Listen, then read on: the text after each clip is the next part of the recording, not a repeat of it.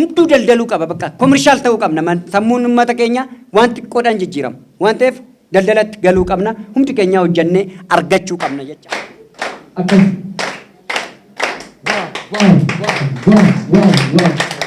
Miseensa Abbootii Gadaa ganda Duwwaa Sadii Gadaa Faajjii Gosaayee Fayyeeraan jedhama. Ani akka miseensaatti umriin koo keessa jiraatee deeggarsa narraa barbaachise raawwadhe baay'ee natti tola. Ammas taanaan sadarkaa umurii jiddu galee waan tan jiruuf ilaalchaan Abbootii Gadaa yoon ta'e iyyuu ijoollee nan qabaa ijoollee koo waldaa kana keessatti akka hirmaatan taasisuu keessatti gahee koo bahuu nan danda'a. Gorsan qabu muuxannoon qabu dabarsuu nan danda'a. Ajaa'iba nu badde. Ananiin jechuu danda'u jechi naan kaaka. Waldaan kun akkasitti pirezidaantii waldaa kana jechoota ciccimaa dabarsanii maqaan nuti qabnu qabeenyi nuti qabnu Oromummaa haafi sirna Gadaadha. Oromoo kan tokko godhu Oromoon kaleessa gowwaa fakkeessanii kokkolfisiisuu gowwaan silaa ilkaantu lakkaa'aman jedhanillee jecha tokko dabarsanii dhugumadha. Nu kokkofalsiisaa abbaa qabeenyaa nu jechaa qabeenya keenya saamaa qambara hiyyummaa keessatti waggaa dheeraa dabarseera abbootiin keenyi. Otoo qabnuu hin qabnu otoo jirruu hin jirru har'a ammoo dhaloonni quuqama qaban yeroon nuu kenne carraan nuu kenne har'a dargaggoon arreedee qabuu danda'u dargaggoon bu'ee bahuu danda'u har'a ilaalchisaa jijjiirame aadaa hojii cimsuudhaan har'a bu'uura buusuu keessatti abdiin jiruu fi abjuun jiru baay'ee kan nama gammachiisu ta'uudha. Kan hin hubadde baay'ee gaariidha. Uummanni kun akkuma jechuuf yaale qabeenya hin qabu. Qabeenyi immoo hojii irratti bobba'eeti, hojii irratti hundaa'eeti. Carraa hojii argachuufis birokiraasiin jiru daandiin oobanameefidha. Carraa sana hin qabu ta'e uummanni kun garuu hojii siyaasaa keessatti gaaffii ilmaan Oromoo deebisuu keessatti abbootiin beektonni dargaggoon qarreen wareegama hedduu kaffalaniiru jireenya keenya kana keessatti. Haa ta'us immoo ammi taate wantoonni abdii nama kennanii mul'ataa jiru. Oromiyaa hundeeffama keessa galee ogaa hojii sochoosaa jiru dhiibbaan irratti raawwatamaa ture nan hubadhan. Gama kootiin sadarkaa jiru irratti dhaabadde hawaasni Oromoo ta'e miseensa baankii kan akka ta'uuf carraaqqii guddaa taasisaa turre. Har'a garuu sadarkaa biyyoolessaatti baankiin kun bakka guddaa ga'ee jira. Waldaan kunis bakka guddaa akka ga'uuf abdii guddaan qaba. Galatoomaan jedha. Waan ajaa'iba natti ta'e amma waggaa walitti qabaan waldaa kana waggaa suuftanii barasanii odoo waan akkanaa kun na cinaa jiraadhe jechaan waan biraa ta'e yaade. Amma biraa baay'isuu hin barbaachisu. Waldaan miseensi hunduu kun isin kana hidhaa keessatti akkuma kiyya kana anis ergan barasanii calqabee hidhaa keechan bahe.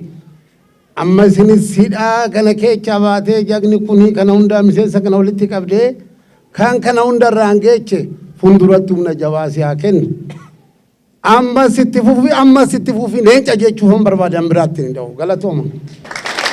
Galatooma. Waan affeertaniif qofa ta'uu hin ta'in wanti hojjetame jalqabee aga ammaatti wantoota nuun ilaalaa turre PowerPointidhaan wantoonni argisiifamaa turanii wantoota baay'ee nama ajaa'ibsiisanidha. Maaliif ree hojjechuun baay'ee nama dhiba akka ta'anii yaadan yookaan immoo ilaalan kana miti. Kanaafi warra hojii kanarratti baatan warra hojii kana hojjetaa turtan hunduma keessan baay'ee galatoomaa Waaqayyo isin haa eebbisu jechuun barbaada. Inni kan biraan biiroon tajaajila kennu sabbataatti haa banamu kan jedhu persentii 100 ol deeggara. Baay'ee hin deeggarraa wanti kun dafee lafa qabachuu qaba. Gara hojiitti jijjiiramee arguu qabna. Nuunis immoo isin gargaarraa isin wajjin jirraa in hojjenna kan jedhuun ibsuu barbaadeetan. Inni kan biraani waa'een sheerii yookaan immoo bu'aan sheerii ka'ee ture. Bu'aan sheerii dhaabbata dhiyoo reefu dhaabbatte kana dirjiitii amma jalqaba dhaabbatee guddachaa jiru kanarraa ammayyuu taanaan bu'aa kana gara keenyatti yookaan immoo gara sheerii bu'aa sheeriitti hiramee tokko tokko namaatiif kennamuurraa hundeensaa akka inni lafa qabatuuf booriif maaliif tarii dhaabbanni nuun amma kana jajjabeessaa yookaan immoo sheerii bitannee keessa jirru kuni dhaloota keenyaaf ijoollee keenyaaf kan ga'uu danda'u kan sirriitti isaan jiraachisuu danda'u ta'uu qaba malee arruma kaanee arruma irraa nyaanna yoo jenne gadi xiqqeessuu dandeenya gadi nu jalaa deemuu waan dandeessuuf utuu ammayyuu achuma taa'ee kaapitaala keenya guddisee garuu bu'aa kan jedhame kun warra sheerii qabanii fi amma isaan ga'u ammas kana jedhamee beekamee isaan sanaaf isaa irratti dabalamee ati dookimentid ta'ee achumaan immoo hojii kana yoo guddise nuuf wayyaa kan jedhuun yaadan qabaa. Inni kan biraani sa'aatii kanatti kun hirrina keessanii kun cimina keessanii kun maali isiniin jechuurra keessaan utuu wal jajjabeessine bareedaa taa'ee yaada maaliif reefuu jalqabamee guddataa jira ija keessa laalaa jirra biqiltuu kun akkamiin nurture goonee coach goonee jabeessinee akka inni boor guddaa ta'u gochuu qabna kan jedhuu fi hundi isaa jabeessuudhaaf karaa keessaa utuu koomentii walii kennine bareedaadhaan jedha agammaatti wanti jiru wanta ilaalaa jiru wanta baay'ee nama ajaa'ibsiisuu fi nama gammachiisu amma ekspoort gochuutti yogguu ta'u nuurra darbee biyya keenya iyyuu fayyada doolaarii argamsiisuudhaan jechuudha. Kanaaf baay'ee jabaadha waan isin gargaaruu dandeenyu immoo jira yoo ta'e nuunis nu ergadha. As keessa beektota baay'ee jira namoota beektota gurguddoota as keessa jira. Profaayiliin nama isin bira jiraachuu qaba. Namni kun maal hojjete ekspiriyaansii maalii qaba jettanii ishee kana yoo qabaattanii nama ergachuu dandeessu. Utuu birrii hin baasiin utuu hin cinqamiin yeroo gabaabduu keessatti hojii tokko tokko yoo akkuma disipiliinii yookaan immoo dandeettii namootaatiin ekspiriyaansii namootaatiin muuxannoo namoota dhaabannee yoo erganne fayyadamuu dandeenya. Biyya kana keessatti qabeenyi nuun inni guddaan qabnu nama humna namaati. Humna namaa kana immoo liideriin itti fayyadamuu danda'u yeroo gabaaba keessatti guddachuu danda'a waan ta'eef namatti fayyadama nutti fayyadama yeroo gabaaba keessatti guddachuu dandeessu. Mul'anni isinii dhufe sun ammayyuu taanaan umurii koo guutuu amman jirutti amman dhaga'utti baay'een isin galateeffadha. Maaliif tokkummaan kan jedhame kun ikoonoomii keenyaa guddisnu iyyuma kana cabsinee haa baanu kan jedhamu kun waan odeeffamee dhumu miti. Waan odeeffamee dhumu miti. Baay'ee iyyuma nu jibbisiisu gidiraa jajjaba keessa jirra waan ta'eef istiraatiijii pilaanii qabattanii jirtaniini waa'ee manaa waa'ee ekspoorti gochuu wanta gurguddaa akkasii kana jabaadhaatti deema istiraatiijii pilaanii qabaadhaa eessa akka geessan immoo ilaalaa yeroo yerootti immoo wal intinii godhaa adeemaan jedha. Inni kan biraan agammaatti wanta danda'amu wanta gochuu dandeessan gootaniitu. Fuulduratti garuu wanta godhamuu yookaan hojjetamuu hin dandeenye akkasiin hojjettaniin abdii qaba. Sababiin isaas wanti hojjetamuu hin dandeenye waan hin jirreef baay'een isin galateeffadhaa ulfaadhaa. Isaan jedhama magaala kanan jiraadha hojiidhaan bakka biraati. Waldaan keenya waldaa yeroo gabaabaa keessatti jechuun waggaa 2 fi baatii 5 keessatti jijjiirama akka kanaa fiduun waan baay'ee nama gammachiisu. Lammata immoo cimina koree hojii raawwachiiftuu waldaa kanaa kan agarsiisudha jedhee yaada. Kanaaf guddaan isin galateeffadha. Sababni isaa yeroo waggoota arfan darban kanatti yeroo jijjiiramni biyya kanatti dhufe jennetti waldoolee adda addaa ka'ee ture kaan saamichaaf kaan waraanaaf kaan siyaasaaf. So kana keessatti dhaabbanni kun yookaan waldaan keenya kun uummanni keenya diinagdeedhaan daguu keessa ture. Daguu sana keessaa kan baase kanaaf ani gama kootiin waldaa caffeetiin waldaa dagabaasaa jedhaniiru. Kanaaf guddaan galateeffadha jechaadha. Isarratti hojii hojjetame kana wal praise gochaa wal jajaa ooluu otoo hin taane hojii hojjetaman sirriidha. Waanum jajamuu qabuudha. Garuu ammoo gara fuulduraatti maaltu ta'uu qabaa kan jedhu irratti xiyyeeffachuu barbaade. Obboloonni koo duraa waan tokko tokko kaasaniiru.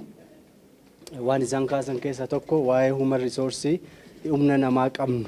Waldaan kuni dargaggoota qabaa. Dargaggoonni mataan isaaniiyyuu they are vibrant, ummata socho'aa jabaadha. Isaan kana fayyadamuu qabna. Isa biratti dargaggeessi kun barnoota qaba kaan immoo humna qaba. Warra barnoota qabu kanas yookaan ogummaa adda addaatiin professionii adda addaa qabu kana akkamitti itti fayyadamna?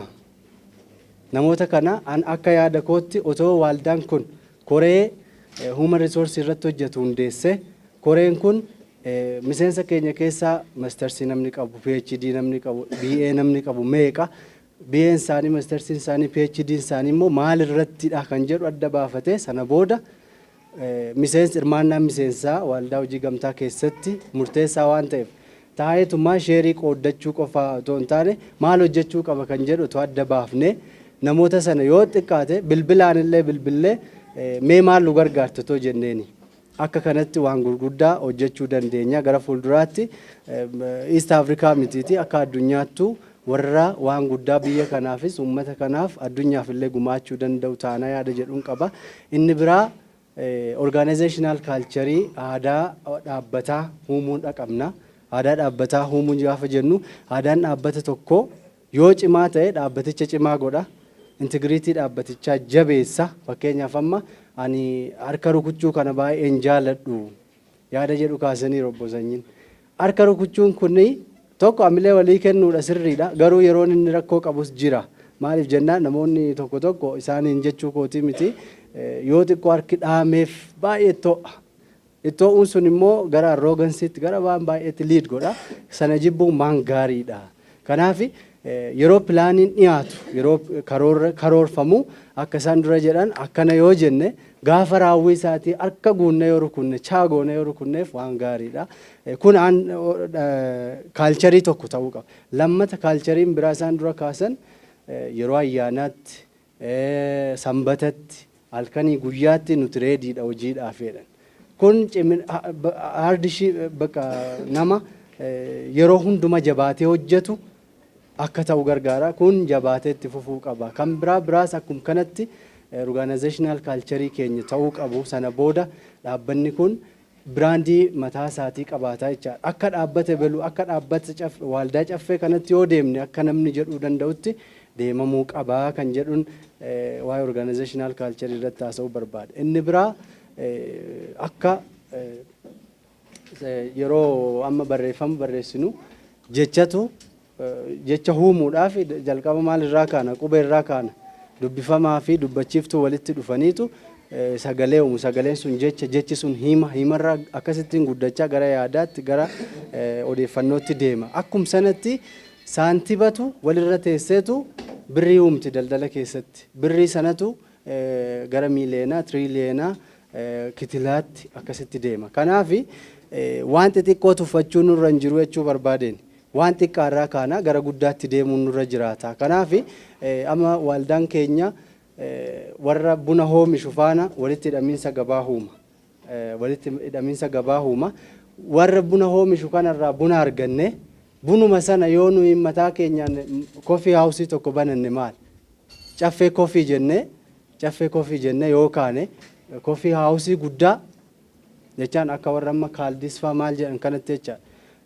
Yeroo akkas goonu dirqama bituun nurra hin jiraatu.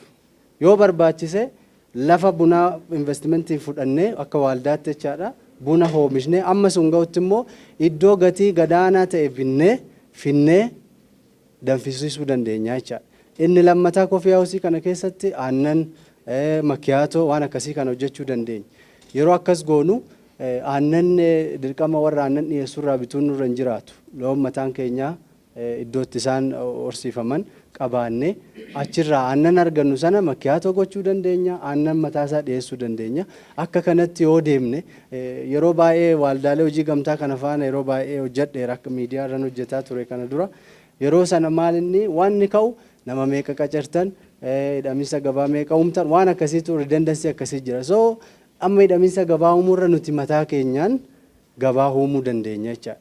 Kanaaf coffee house kana yoo har'a sabbata irratti eegalle borummoo akka Finfinneetti, Naayiroobii irratti, Kigaali irratti, Kasar Rwaandaa jedhan jechaadha. Daar es Salaam irratti eessarratti banachuu dandeenya. Kanaaf waan kanallee yaadaan qabachuu nurra jiraata. Irratti waa'ee mana jireenyaa kanaa wal qabatee gaafii kaasuun barbaada. Tolereet nagootu jedhee yaada koreen hojii raawwachiiftuudha. Hubannaa gahaa waan kanarratti hubannaa gahaa argachuu waan barbaadeefidha. Yeroo kamitti calqabnee yeroo kamitti raawwanna kan jedhu karoora yeroo akkamii baafattaniitu. Yeroo akkas ta'u immoo lafti kun liiziinis ta'uu danda'a akkaataa isinitti fuutan isintu beeka. Miseensarraa kaffaltii hagamtu barbaada namni itti galuu qabu kan jedhu.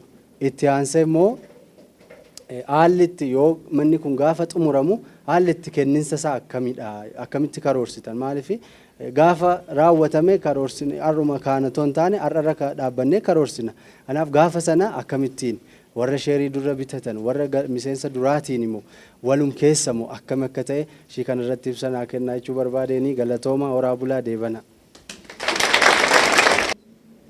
Jajjabina gurguddaa fi kallattii kara fuulduraa irratti ammas chaalenjoota si mudachuu danda'an yeroo baay'ee obbo Sanyiin kophaadha nama baay'een qaban. Namoonni baay'een isaanii nyaatadha. Nyaatadha jechuun barbaadu faayidaa dhuunfatiif deema malee waldaa kana guddisuuf yookaan gamtaanaa guddatu kan jedhu sun nama keessa hin jiru. Inni guddaan kophaa ofirra nama akkaataa amma itti deemamaa jirtu kanaan namoota mammadaalawoo ta'an namoota si deeggaruu danda'an namoota hojii kee kara fuulduraatti fuudhanii deemuu danda'an ogummaa adda addaatiin kan bilchaatan bukkee dhaabuun barbaachisaadha jechaadha. Bakka ati hin jirretti hojiin dhaabbachuu qabu hojjetamuu qaba. Sanyiin deemuu danda'a. Sanyiin iddoo biraa deemuu danda'a. Raawwii adda addaa deemuu danda'a. Rakkoo adda addaatti furmaata kennuu deemuu danda'a. Namni kallattii adda addaatiin illee addunyaa kanarraa hin darba jechuudha. Kana waan ta'eef namoonni si fakkaataniif namoonni kara fuulduraatti qajeelloodhaan hojjechuu danda'an adeemsaan ka'aa deemuun barbaachisaadha jechaadha. Bukkee hiriirsisaa deemuun nama dhandhamanii ilaalanii haa ta'uti amma danda'amaa ta'etti kophaa kee yeroo baay'ee ko'ummaadhaan miidhama guddaa sirra ga'aa jira. Hanga du'a lubbuutti waan ani beeku waan jiruuf kallattii kanaan kaayyoo qabatte duubatti osoo hin deebi'in hanga galma barbaachisaa jedhamu sana ga'utti akka itti fuftu nus bukkee dhaabbanna waan ta'eef kanuma waan jedhe nagaa Waaqayyo isin wajjin haa ta'u. Mi'aamilee mataa keessaniif rukutadhaa. Waldaa jechaan kana kan qabu iftoomina jechaan miseensi tokko yaada qabu ibsachuu danda'edha. Guyyaa gaafa 28 ji'a 8ffaa 2014 oolmaa yaa'ii oolen bakka buutummaadhaan jedha seerri labsiin miseensi yoo humnaa ol ta'u miseensa 10,000 ol waan qabnuuf bakka buutummaadhaan waan ta'eef bakka buutummaadhaan miseensonni bakka buutummaadhaan hirmaatan sun waldaa irratti yaa'ii waliigalaati irratti hirmaatanii gabaasa ooditii dhaggeeffatanii nus hunda biraanuu gara sooshaal miidiyaa keenyatiin feesbuukidhaan yuutiiviidhaan akkasumas miidiyooleedhuma kanaan miidiyooleen har'a jiran kun gaafsanis jiru gara miidiyaa 7 hirmaachisnee mirkaneessinee jira mana mariitiin. Waldaa dargaggoota caffee hojii gamtaa waliigalaa wanni adda isa godhu haalli yaa'ii waliigalaa keenya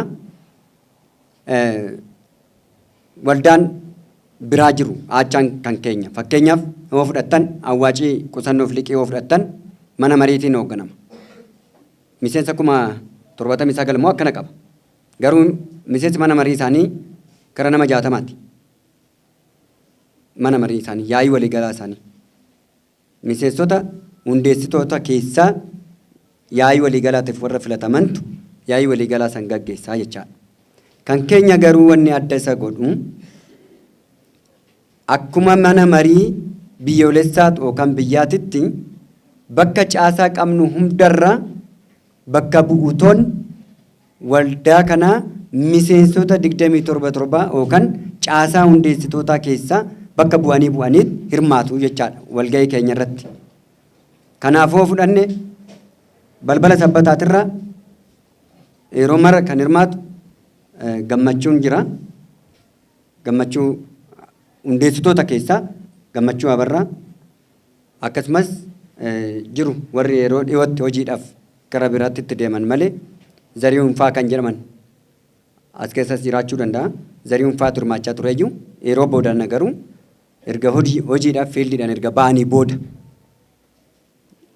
sabbanni lukaan caasaa isaa waan hin dhaabbanneef malee bakka bu'uutoon nama 7 kooreen har'aan filannee hundeessina jennu kun nama 7 kooree hojii to'attootaa 3 kooree 10 qabdu jechaadha.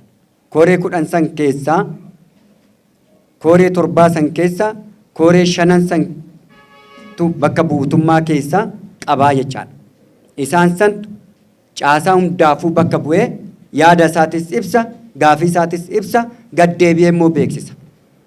Wanni humti sooshaal miidiyaa irratti hin barraa'u. Wanni humti yuutiivii irratti gadi ba'ee hin haasa'amu. Waan hunda miidiyaa irratti eegataanaan miseensi keenya gowwaa kofalchiisanii ilkaan lakkaa'uu akka jedhan san nu jalaa ta'a. Nama gowwaa afaan bananii ilkaan lakkaa'uun hin danda'amu. Kofalchiisanii maal godhan? Ilkaan isaa lakkaa'anii jechaadha. Kanaaf nuyi giddiin qabaatinaa hin kofallu. Maaliif jennaan inni hojjanna malee yeroo teenyee kofalluu hin qabnu jechaadha. Koottaa waliin hojjanneet waliin gabaasna malee gabaasa keenya waggaatti harka 2 hin dhiyaata. Waggaatti harka 2 ji'a 6 yaa'ii gaggeessina. Labsiin kan jedhu waggaatti harka 1 jedha. Waggaatti harka 1 yaa'ii gaggeessuu qaba jedha. Nu garuu ji'a 6 gaggeechaa jirra jechaadha. Tokko isa. Gama biraatiin sooshaal miidiyaa keenya qubeen caccabaa jira. Qubeen kun aarsaa kaffalamee jira. Aarsaa lubbuu kaffalchiisee ture tanaan dura.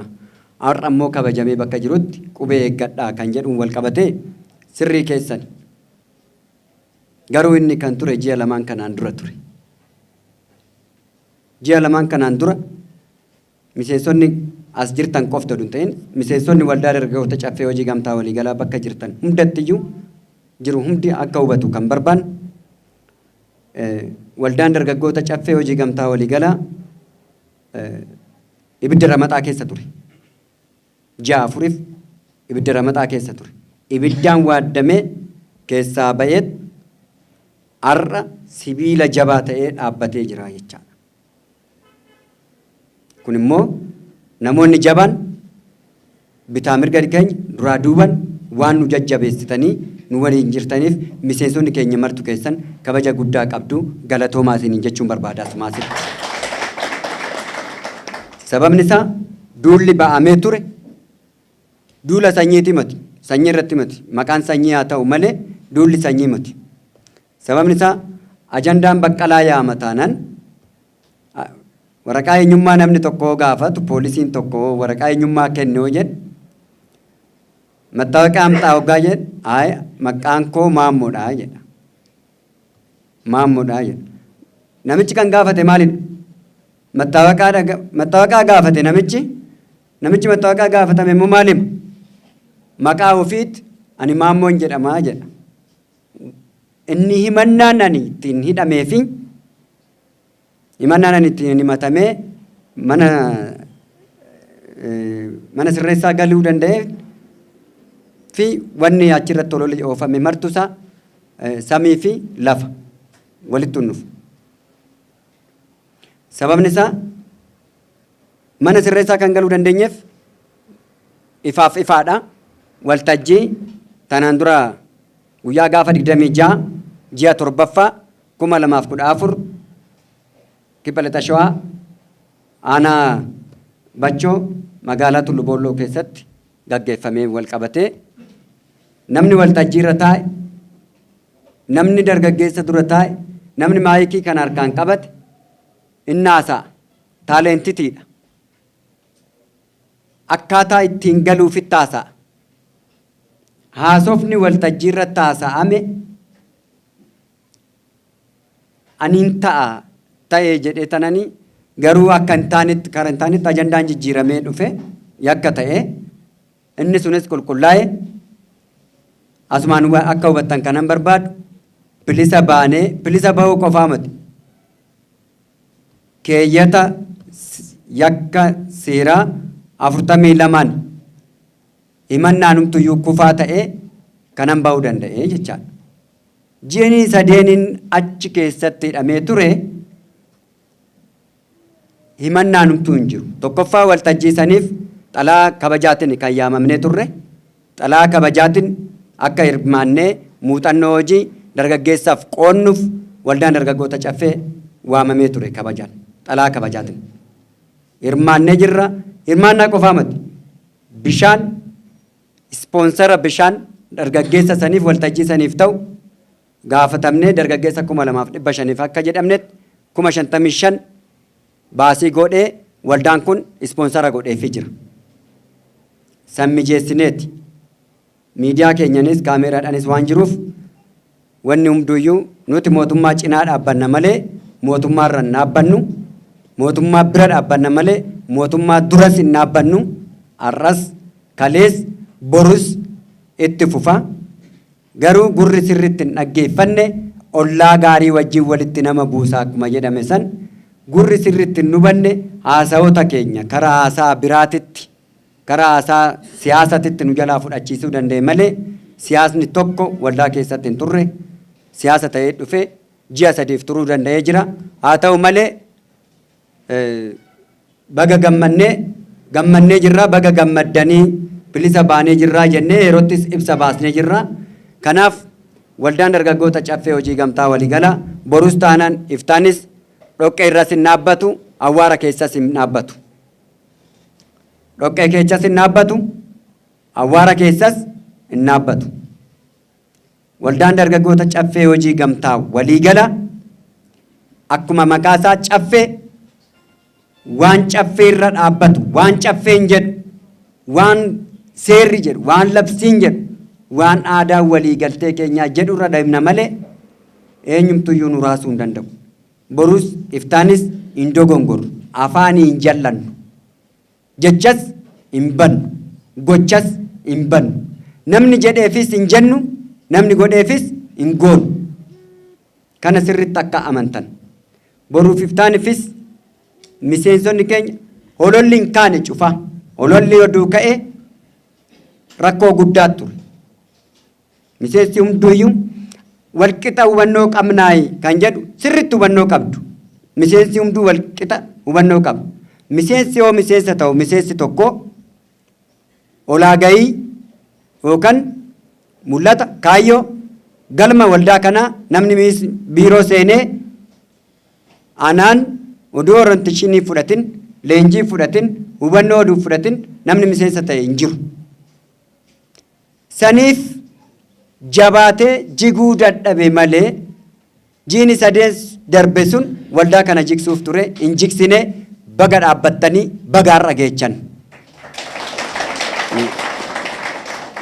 Ana oduun ta'in isintu dhaabbatee waldaa kana dhaabuu danda'e. Ana oduun ta'in. Nuyi gaggeessitoonni waldaa kanaa waan nurraa eegamu qofa hojjechuudha.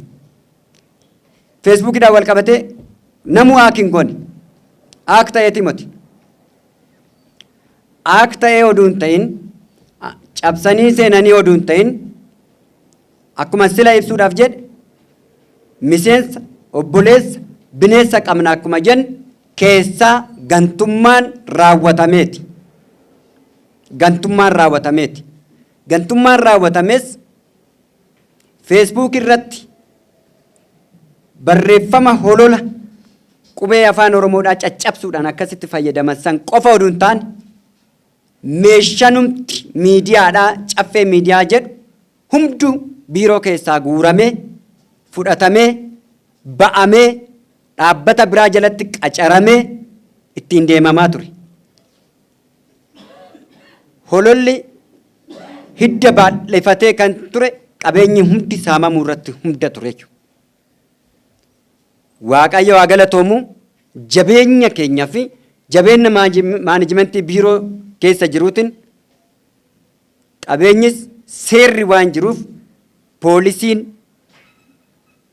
kaarratti irratti himannee seeraan qabeenya kana hunda qabeenya qabnu maayikiin oduun nafin caffee miidiyaa an jedhu humti oduun nafin guuramee badee kan ture humduu deebi'ee jira humduu to'annoo jala oolchinee jira torban lama keessatti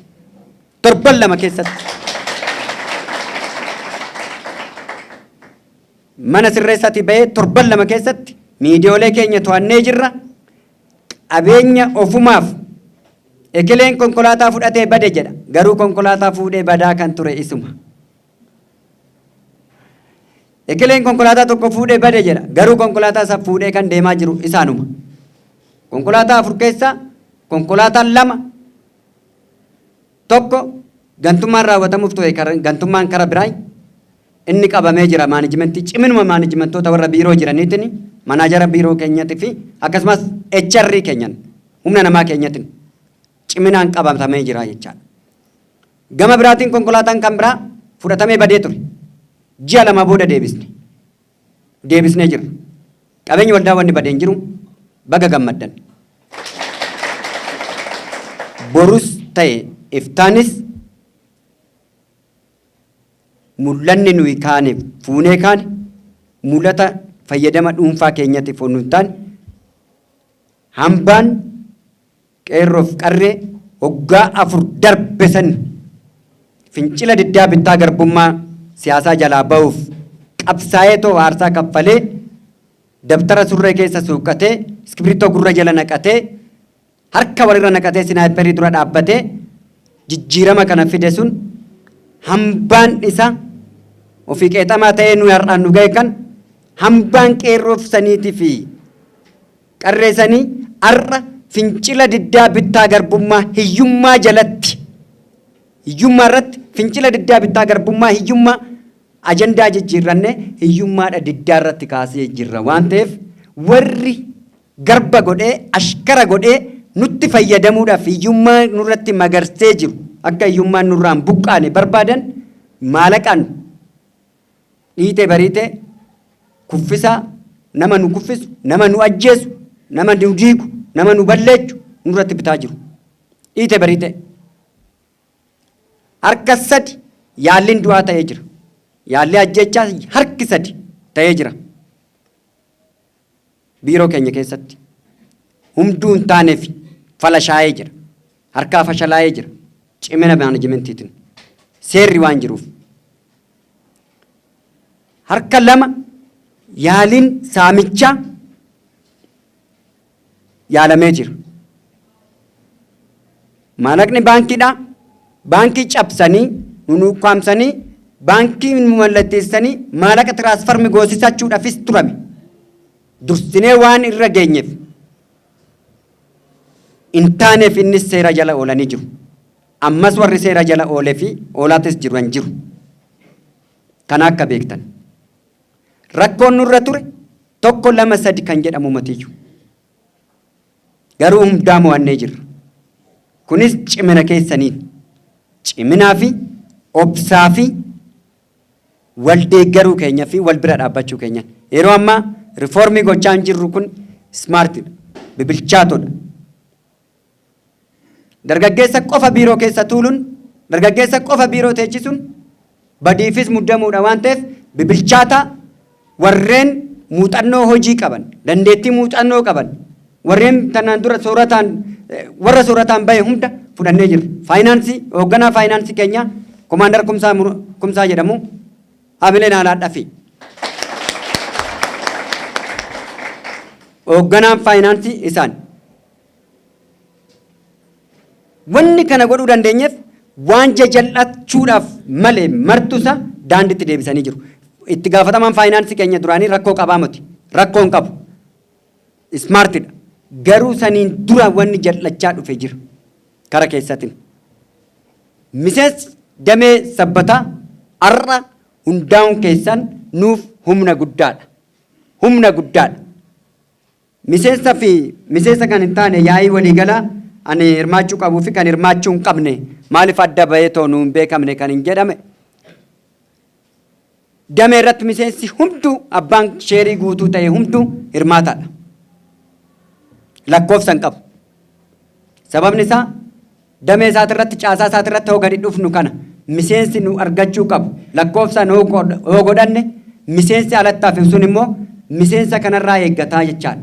Akkasitti yoo ta'e rakkisaa ta'a. Yaa'ii waliigalaa waan hin taaneef kun lakkoofsaan hin deemnu. Hunduu namni sheerii isaa kaffalatee xumuratee abbaa qabeenyaa sheerii ta'e hunduu maalidha jechaadha? Miseensa mana marii caasaati jechaadha. Miseensa mana marii asiiti. Miseensi martuyyuu miseensi waldaa dargaggoota caffee hojii gamtaa waliigalaa kan ta'e gubbaatti kan sheer sartafaayir ta'e hunduyyuu hoo gadi dhufnutti miseensa mana marii jedhamee yaamama. Yaa'ii waliigalaatis hin jedhamu. Yaa'ii kan jedhamu yaa'ii waliigalaa yoo ta'edha. Kuni mana mariiti. Sadarkaa mariititti yaamamtuun. Mana marii jedhamu moggaasuu kan dandeenye calqabaaf nuyi ejeensii ta'ee oduu jiru waldaa hojii gamtaa waajjira hojii gamtaa federaalaa ejeensii kan ture guyyaa 3 sabbata irratti Adaama irratti kooreen humtammaa asitti agartan kun leenjii laanneefii jirra. Nuu leenjii laanneefii jirra. Teeknikaala kennaa qabanne filosoofiidhaan yookaan pirinsipiliin nuyi hordofnu olmaart kan jedhutin mul'ataan wal qabatee ani akkaataa hundeeffama seera eegumsa seeraa bulchiisa maanajimentii mana mariitiin Salamoon humti keenyayyuu koominikeeshiniidhaan daariktarri koominikeeshinii keenya kan turan waliin qoqqoodannee ajandaa qoqqoodannee guyyaa 3 leenjii laannee jirra. Miidiyaa keenya irrattis argaa turtan. Gaaf tokko Ilillitti, gaaf 3 Adaamaa Karrayyuutti. Kanaaf beekamtii nu barbaachisa malee qeeqamoti. Kanaaf beekumsaan hubannoo kooperaatiifitiin warra guutamnetu jira waan ta'eef haamileen haalaadhaa fi warra leenjisaniif. San kan darbe waldaan ooditiidha wal qabatee irraaffattanii yoo ta'e dagattanii yoo ta'e alatti ifaaf ifatti guyyaa guyyaadhaan isin beeksisaa dhufne. Guyyaa guyyaadhaan afoo ooditiidha. Erga ooditi riipoortiinis gumii yaa'ii irratti erga dhiyaate booda namni komii qabna kanarratti jettan guyyaa 30 kana keessatti dhiyeessanii komii akka dhiyeessitan jennee waamicha goonee jirra. Waamicha goonee turre. Namni immoo inni hubachuun barbaada jettan biiroo muummee waldaa dargaggoota caffee dhuftanii akka hubattan balballi banaadha. Sana dammoo laaltanii erga ooditii san hubattanii boodatti wanni amma ogeessi yookaan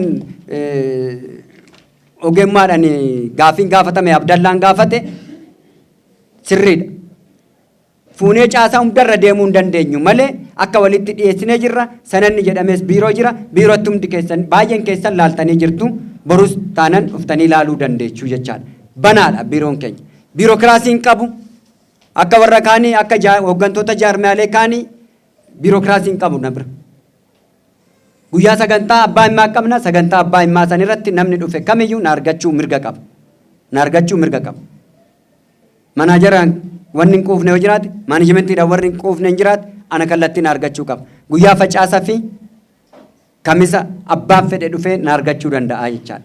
Wanna nu banneef hubachaa jirus waan ta'eefu. Kanaafuu bulchiisa gaarii irratti smartidha. Waldaan dargaggoota caffee hojii gamtaa waliigala fakkeenyummaa ta'uudhaaf deemaa jirra jechaadha. Inni har'a isin beeksisne isinitti agarsiisne kun gabaasaa miti. Seensa. Seensa. Fakkeenyaaf kana jechuudhaaf malee gabaasa isinitti fakkaatin. Gabaasa yeroodhaan torbaniin isinii gabaasaa jirra moo hin jiru? Feesbuukiidhaan gabaasaa jirra moo hin jiru? Isa hunda walitti yaasnee oduufinne sa'aatii 11tti iyyuu asii addaan hin baanu. Guyyaa guyyaadhaan waan barreessaa jirruuf inni kunuyyuu dhufuu hin qabuyyu.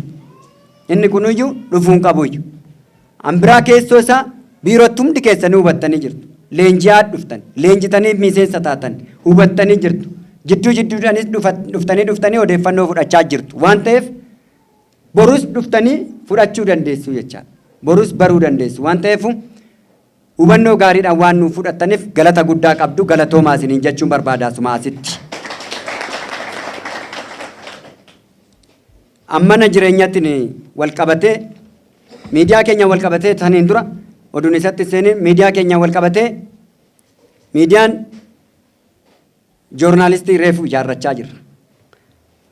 Joornaalistiin ogummaa cimina nuu kennitan immoo akka humnaatti fudhannee guuttannee kan ittaanuuf of sirreessine isinumtis immoo cimsitanii ofuma keessaniif iyyuu akka nuuf gabaastaniif abdii guddaa qabna isin eeggannaa jechaadha. Ittaansuudhaan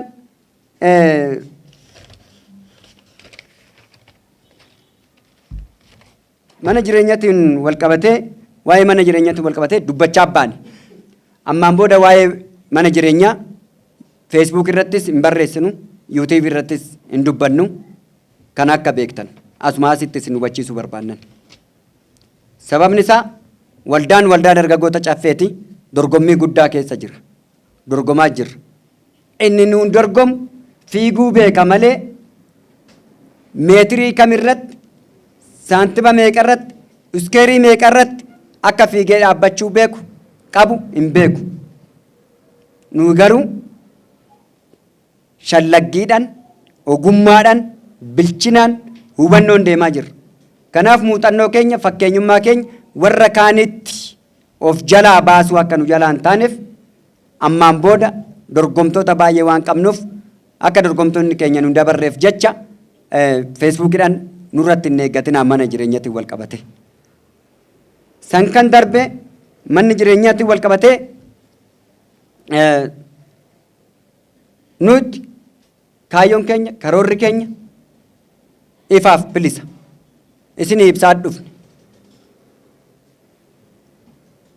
Annu barbaachisuudha waldaa dargaggoota caffeetiif mandara tokko, mandara lama, mandara sadii, mandara afur, mandara shan jennee deemnaadha. Inni kunis Oromiyaa keessatti miti. Oromiyaa keessatti hin barbaannu. Walaa shaggar siitii amma jedhame kanatti iyyuu hin barbaannu. Hin barbaannu. Nu kan barbaannu shaggar durattii keessaa gaafii qabnaa deebii ishiin nu haalaattu dursaadha.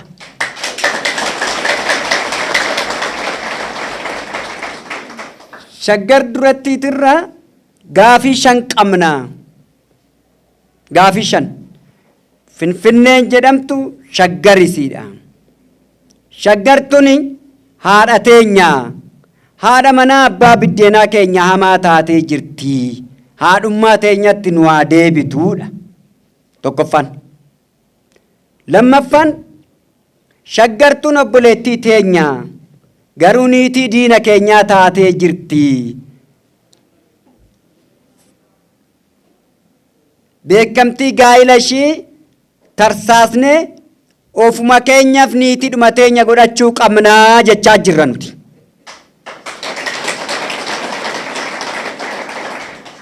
Sadaffaan shaggartuun handhuura keenya garuu agabuu nu bulchaa jirti. Oomishuma qonnaan bulaa keenyaa of keessatti oduma harattu hin nyaatti garuu nu laattu. Kanaaf qonnaan bulaan keenya achitti haa oomishu, ijoolleen qonnaan bulaa keenyaa bittaa haa raawwattu, nu immoo asitti magaazanaaf iddoo mana kuusaa haaraa mijeessina, irraa simannaa. Iffidannaa warri keenya baadiyyaatti qotu asitti nu hin nyaannaa numatu nyaachuu qabaa gabuu buluun nu taafuu jechaa jirra. Kanaaf afraffaan Finfinneen biyya keenya. Shaggartuun biyya keenya waa'ee ishii namni dubbate hundu kun kola'ee, kun jaacaame, kun lukaa citee. Kun sammuu maraatee, kun biyyaa ba'ee, kun biyyee lixee. Amma yeroon itti biyya keenya godhannu amma waan ta'eef nuyi jirraa jechaa jirti caffeen. Kanaaf inni dhumaa fi shanaffaan shaggar mana keenya lafa keenya irratti manneen ijaaramu mana keenya shaggartuni garuu manaa nu baastet ala nu bulchiti dhalli ijoollee keenya ji'aatti kotota baatteti mana kiraa barbaada joortii hojjetanii deemu demokraasaayii nafxanyinnanni sun kana nafxanyummaa jalaa ba'uu qabu ciisanyaa ta'uun qabdu ijoolleen keenya kireeffataa jechaan ciisanyaadha nafxanyaa jechaan sabaaf sablammummaan qabu anuu manoota baay'ee qabaadhee kireessaa waan ta'e ani mataa kiyyaan nafxanyaadha nafxanyaa jechaan akkasitti hiikama fayyadamummaa qabeenya walqixxummaadha jedhamuun wal qabate abbaa manaa ta'uu qabna mana keenyatti galuu qabna ijaarranneeyidha Finfinnee keessatti ijaarrannee abbaa manaa ta'uu qabna kiraa manaa jalaa ba'uu qaba ijoolleen keenya kanaaf shaggar duratti keessaa kana shanan qabna kanaaf mana jireenyatti wal qabatee hektaara 358 nu barbaachisa isa kana marsaa calqabaatiif hektaara 300 ifa manaa godhu ogeessi keenya as keessa jira akka tasaay waan hin beekne keessa maa seenee borcee akkanaan hin jenne hektaara 358 barbaannay hektaara 300 fi 16 tuqaa 36 bakka tokkotti argannee jirra jechaadha. Laficha duwwaa bakkee argannee kana keessa parsantiin 10 oolmaa fayyadamummaa oolmaa mandara sanii boqattoota saniitiif ta'aadha. Fakkeenyaaf kan akka buufata fayyaa, buufata poolisii, buufanni barnootaa, buufanni jiddugala gabaa, jiddugala walgayiidhaa, bashannanaa. Wanti adda addaa nu barbaachisa waan ta'eef parsantii 10tu achi keessaa ba'a. Waan achi keessaa ba'u kun immoo keessaa ba'u karaan saayitii argamaa argitan hoggaa laaltan karaan keessaa ba'ee maaliin keessaa ba'ee nama tokko isaatiif hektaarri 358 kana keessa hektaarri miileenni tokko kaaree miileenni tokkoof 400,000 58 manni jireenyaa kan irratti ijaaramuu danda'udha. Nama tokkoof ga'u kaaree 120 achi keessaa kaaree 81 irratti manni nama tokkoo kan argamaa dhuunfatti jennee ilaalchisne sun kan boqatudha. Ijaarsi beezimentiidha kan boqatudha. Manni kun yoo ijaaramu maallaqa malee hin ijaaramu. Miseensi keenya kun barnoota irra ture, kun qabsoo irra ture, kun qonna irra ture, kun hojii dhabaadha, kun waardiyaadha. Harka tokkoon mana ijaarrachuu hin danda'u. Kanaaf maal gochuu qabaadha? 70 jechaan parsantii 30 miseensi qosate parsantii 70 baankiin misooma Itoophiyaadha waggaa 27 warra biraa tajaajilaa ture har'a immoo nuti itti fayyadamuu qabnaadha. Walirra baank baankiin misooma Itoophiyaa parsantii 70 kuni jechaan qaraxarraa taaksirraa waldaa waan ta'eef waldaan simintoo soo bitu sibiila soo bitu taaksiidhaan bituu hin danda'u. Taaksiidhaan ala binnu. Kana yoo binnu kallattii mi'a qofa binna malee ogummaan kan keenya kan dhuunfaa keenyatti waan ta'eef iraasa aggas kan jedhamuunidha. Iraasa aggas jechaan as keessatti jira. Kanan nu eeyyamaa kanaan ijaaramne dhiiroo. Kana keessatti iraasa aggas jechaan saboonni walitti dhufu waldaa ijaarratu. Waldaan haala mijeessa, mootummaan lafa mijeessa, baankiin maallaqa mijeessa, miseensonni ofiin of gargaaraniit mana ijaarratanii abbaa manaa ta'uu jedha as keessatti. Kana irratti hundoofneet deemne kanaafis approof goonee jirra mirkanaa'ee jira propozaalicha argamaa akkuma agartan. Mirkanaa'ee waggaa tokkottidha. Diizaaniin keenya immoo dhume engadda hansirritti diffeessi goone raawwiidhaaf qajeelchi akka irratti raatamuufi laficha irratti addeechi samiirra malee lafarra hin jiru jecha jedhameen wal qabatee addeecha lafarraa erga hin jiraanne nu urjii taana jedhanii warri akka urjiitti samiirraa itti gadi harca'an lafarra jiru laficha sanirraa ayyar kaartarra hin jirani GIS irra hin jiru duwwaa agarsiisa hunduu laayim maappiin duwwaa agarsiisa lafichi hidhii magaalaa Finfinneetirra asuma kanaaf karruma keenya kanarratti waan ta'eef warreen akka urjiitti dhufe kun urjiin halkan olaalan innifti afoo barii olaaltu oduma laaltu sirratti buuti oo sirratti buutee laaltu garuu raammoodha. Kanaafu warri akka urjiitti bu'u kun raammoon immoo hin waaddamu hin nyaatamu.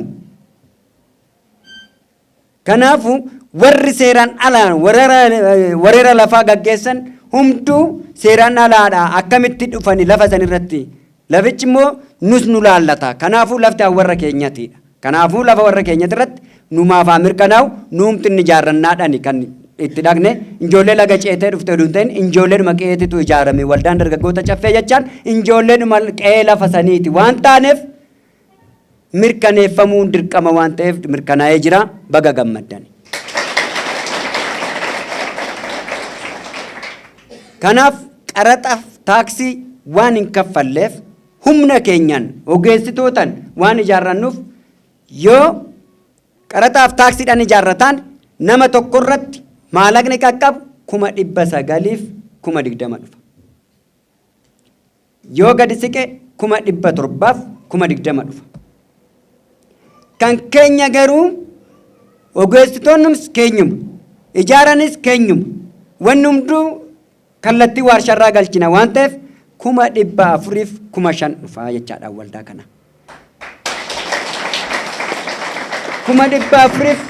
4,500 keessa parsantii 70 kan jedhamu 283 qarshii 500 baankii misooma Itoophiyaatirraa liqiidhaan arganna. Namni tokkoosa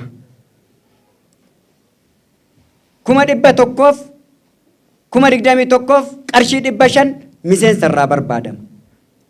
Miseensi kunis ammas parsantii 30 kanas fiduu jedhame nama meeqatu fiduu danda'a kan jedhus moo laalle akka maanejimentiitti. Innaa laallu miseensi hunduyyuu hin danda'u. Muraasni yoo danda'edha. Kanaaf maal gochuu qabna? Tokkoffaa sheerii gamtaa baankii Oromiyaa ol fuudhu daballee bitu.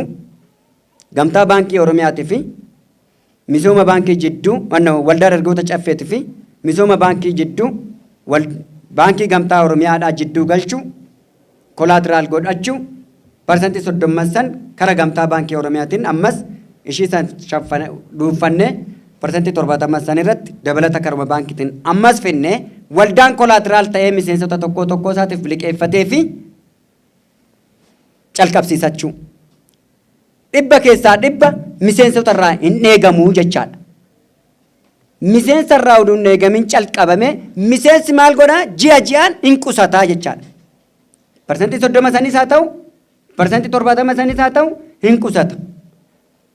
Amma waggaa 20-30titti agarmentiin kan raawwatamu waliigalteen kan raawwatamu baankii misooma Itoophiyaa wajjin waggaa 30 waggaa 30 keessatti miseensi tokko 4,500 kaffalatee fixachuu dadhaba taanan rakkisaa ta'a.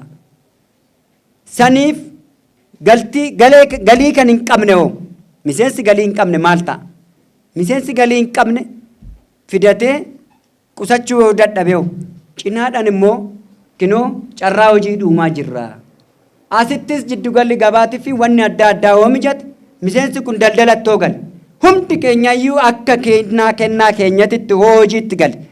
Galii erga argatte kan maal ta'eef qusachuu fi abbaa manaa ta'uu dadhabdaadha. Mootummaan qofti mana ijaaruu hin danda'u. Mootummaarraa 100 keessaa 100 mana eegnaa yoo ta'e gowwummaadha. Hin ta'u. Mootummaarraa nuti birrii tokko hin barbaannu. Qarshii tokko hin barbaannu. Mootummaarraa akka haalli nuuf mijatu qofa barbaanna. Haala mijeessaa qofa.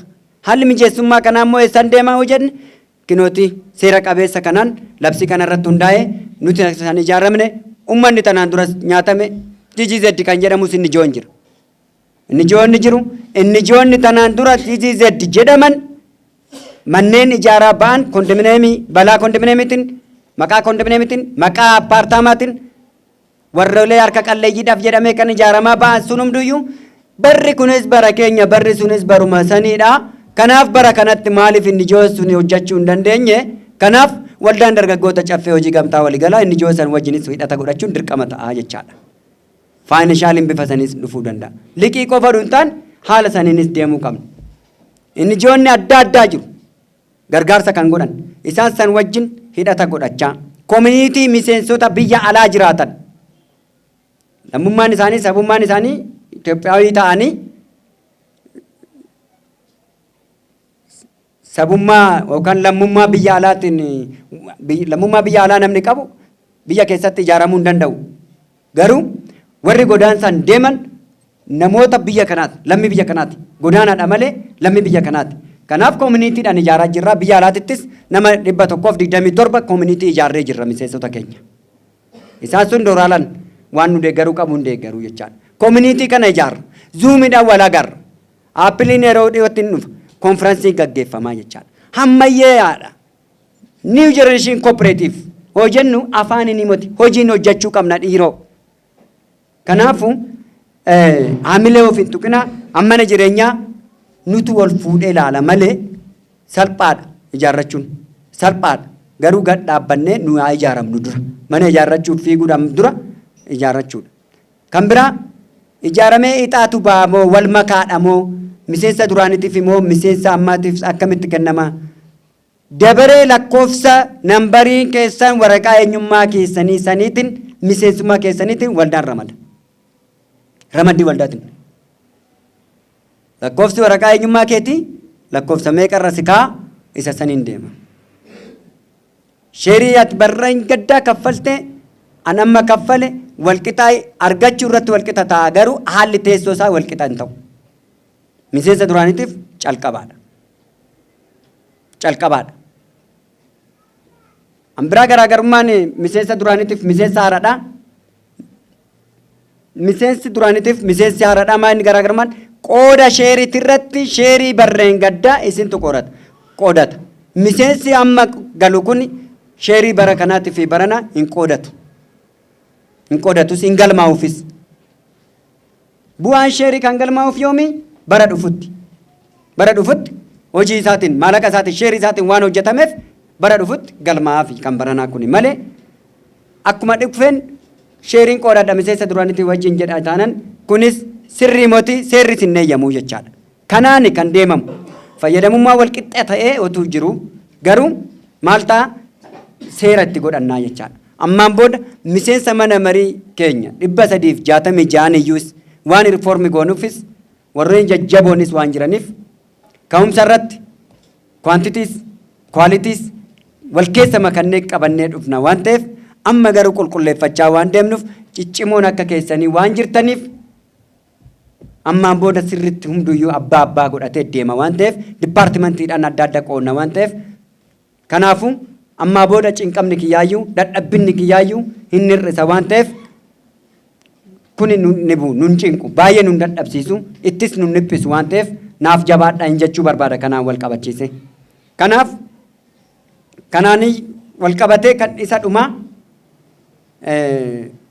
haalli waldaa kana yeroo marasaa hin eegina Facebook irrattis wanni barreessinuu fi wanni nu hin barreessine. Maaliif jennaan keessaa boordii numti kooree numti boordiitu rakkoo qaba waan ta'eef. Kooree gaggeessituudhuma keessayyuu rakkoo gurguddaa ture waan ta'eef. Boruuf iftaanis waan nutti dhufu waan hin beekneef boruufis iftaanifis ijjannoo keessan cimsitanii gad dhaabbattanii hubachuu qabdu jechaadha. Kanaaf nuti gamasiinis gamanaanis mootummaa wajjinis miti mootummaa wajjinis haala gaariidhaan akka sabummaatti akka namummaatti akka lammummaatti kana sadeeniin ni deemnaa jechaadha. Kanaaf mana marii yeroo dhiyootti ni hundeessina bifa haaraadhaanii isaafis immoo isa calqabaati isin kooreen keessan hundeeffattan riiformii ta'ee toogaa hundeeffattan isa calqabaati carra qabeessota isin waldaan kaapitaala qaba maallaqa qabnuun akka hojiitti galluuf isin calqabaan beektota baay'anna jettanii akka beekumsa keessaniitti immoo proposal business plan andamee kanarra hojjettanii nu dhiyeessuu qabdu. Amma dandeenyu nu hin deemna, bakka hin dandeenye baankiidhaan walitti hidhanna.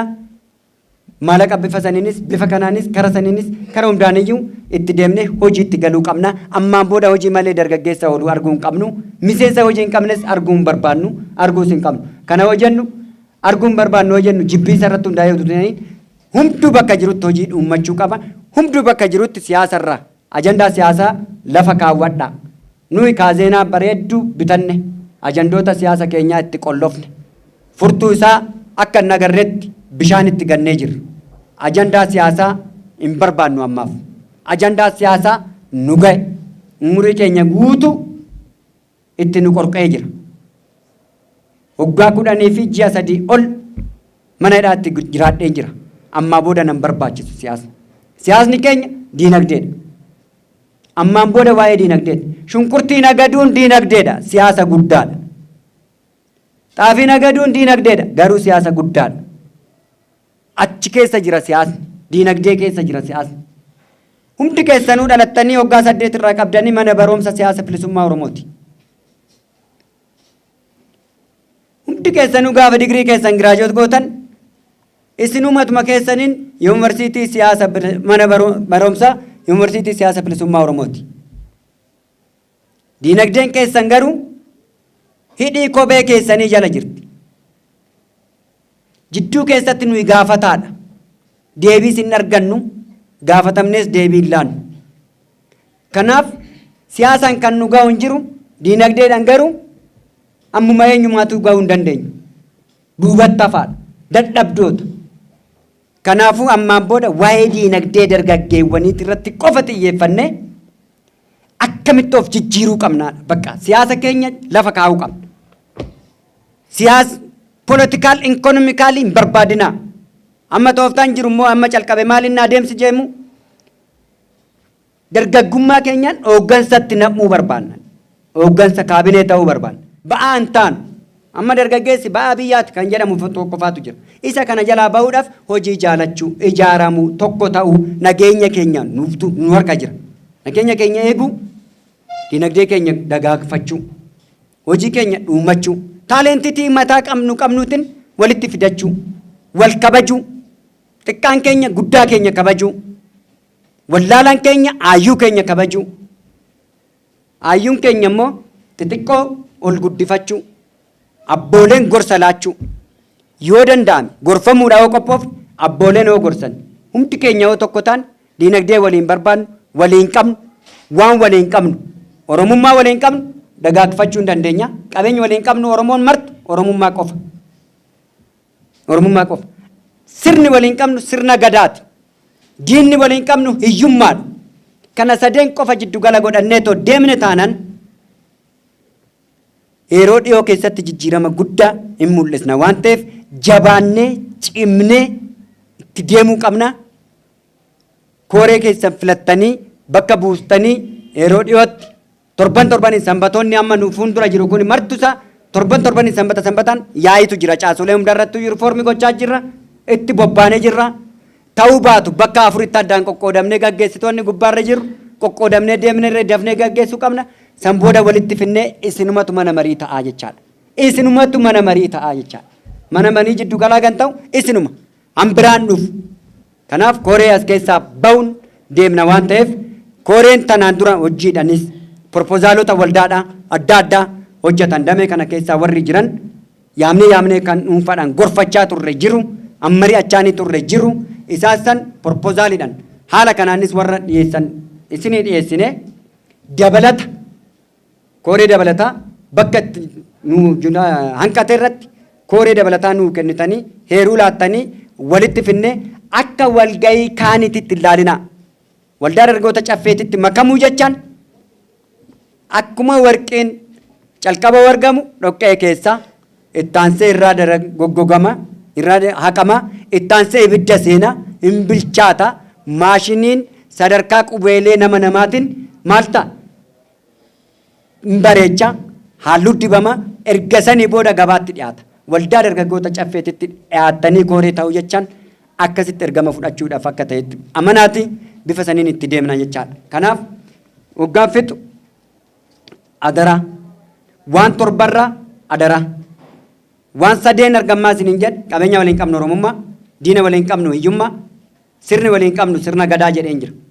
Waan torbammoo wanni waldaan kun balaaleffatu dhuunfaan hin beektu har'a walumaa galattan isinitti hima. Waan torba balaaleffata tokko abbaa gaaraa taphachuun hin barbaachisu. Warri amma filatamtanis akka beektan akkuma nani abbaa gaaraa hin taphanne biiroo keessatti hunda keessanuu gadi bu'ee akkuma isin dubbisutti hunda keessanitti maramee akkuma isin dubbisutti miseensota asii qabnutti dubbisuu akka qabdan. Oolmaadha yeroo ammaa kana diinshoo Jibuuti irratti qabuutiin waldaan dargaggoota caffee bakka buutee wadaba jiru hunda irratti iyyuu ekspoortii impoortii amma gootutti deemuu qabna. Bunaa fi qimamii yookaan mi'eessituu jedhamu sanii dammaan muuzii kuduraa fuduraan wal qabatee kibba lixa Itoophiyaatiin hidhata kan godhanne saniin amma kan keenya oomishnutti magaazanoo mana kuusaa qopheessinee jira mana kuusaa 4 buna wanna daldalamuu qabu hundi miseensi keenya akka rakkannetti rabsuu fi akka daldaltanii argattan gochuu gabaan bunaa ol ka'ee jira. Isa kana waldaan akkamitti itti seenaa mi'eessituu daldalummaa akkamitti seenuu qaba. Hunduu daldaluu qaba bakka koomershaal ta'uu qabna sammuun uummata keenya waan xiqqoodhaan jijjiirama waan ta'eef daldalatti galuu qabna hundi keenya hojjannee argachuu qabna jechaadha. Argachuutti amanuu qabna jabaattanii cimtanii hojjannee hoo argan hoo ofitti boonne hoo of taane hoo nama ta'uu baanne jedhaniif hoo jechuu baanne godhaniif hoo godhuu baanne garuu gochuu qabaanneedhaaf hoo goone hojjechuu qabaanneef hoo hojjanne jechuu qabaanneedhaaf hoo hojjanne ofitti amantummaadhaan hoo deemne eenyumtuun hin ga'u jabaattanii cimtanii wajjin deemuu qabna. Kara kiyyaan marii kiyyaa asirratti goloba horaa bulaa injifannoon kan waldaa dargaggoota caffeeti.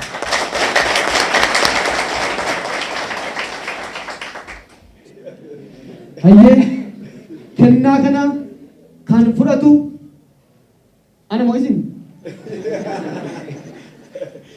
Hayyee hundeessaa fi pirezidaantii waldaa dargaggoota caffee hojii gamtaa waliigalaa kabajamoo jaallatamoo ulfeessamoo obbo Sanyii Idachuu Lose gara waltajjii biraa affeera. Yaa salaam! Chap chap chap chap chap chap chap chap chap chap chap chap chap chap chap chap chap chap. Ya salam, ya salam, ya salam.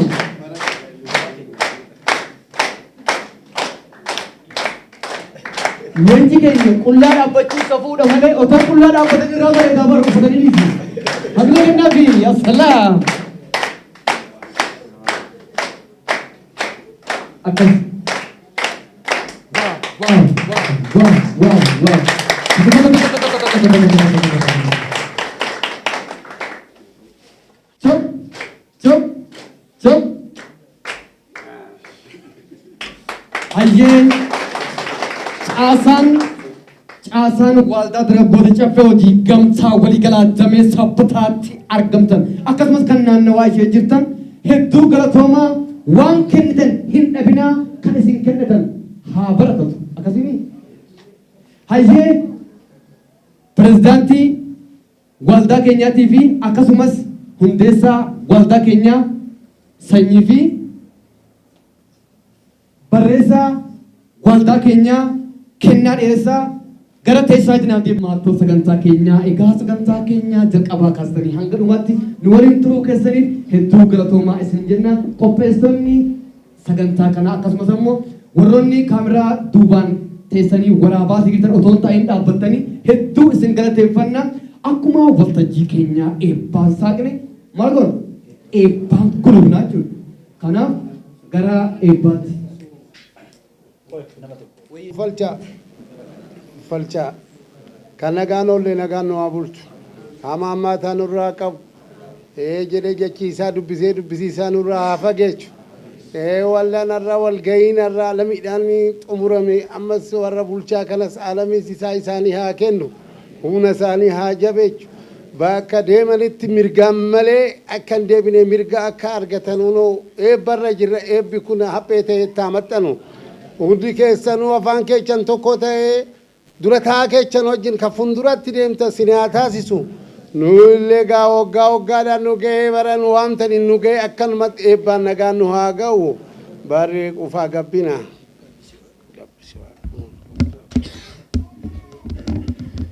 Eshika Waaqayyo nagaan nu oolchee nagaan nu haa bulchu. Waltajjii keenya kana nagaan jalqabne nagaan gara mana keenyatti nu haa galchu. Waan asii waltajjii kanarraa barumsa arganne kana lapheetti qabannee kan hojiirra oolchinu Waaqni nu haa taasisu. Kanaaf egaa waggaadhaan akkasumatti wal geenyee waan haaraa waan guddinaa waan dhageenyu Waaqayyo nu haa taasisu. Warra har'a filatame immoo carraan kennameef immoo carraa kanaa xiiqiidhaan bakka guddaa gahanii waan guddaa isaanirraa kan argannu nu haa godhu. Nuuf oolcha. Nuuf oolcha. Nuuf oolcha. Rabbi nagaa nu oolche nagaa nu haa oolchu. Raagora nu haa oolchu. Dogoggora nu haa oolchu. Hamaa nurraa haa qabu. Toltuu nutti haa qabu. Biyyi keenya biyya nagaa nu haa ta'u. Waltajjiin marii kun kan milkii nu haa ta'u. Kan itti milkoofnu nu haa ta'u. Haniyyummaa keessaa ittiin baanu nu haa ta'u. Hundi keenya garaa tokkoon qalbii tokkoon amanamummaadhaan waldaa kana bukkee an dhaabbatu Rabbi nu haa taasisu. Tokkummaa Rabbi nu haa kennu. Jaalala Rabbi nu haa kennu. Bakka nu wallaahi Rabbitti haa guutu. Eebbisaan nama haa ta'u. Barsiisa Waaqa haa ta'u. Eebbisnitti haa maxxanu.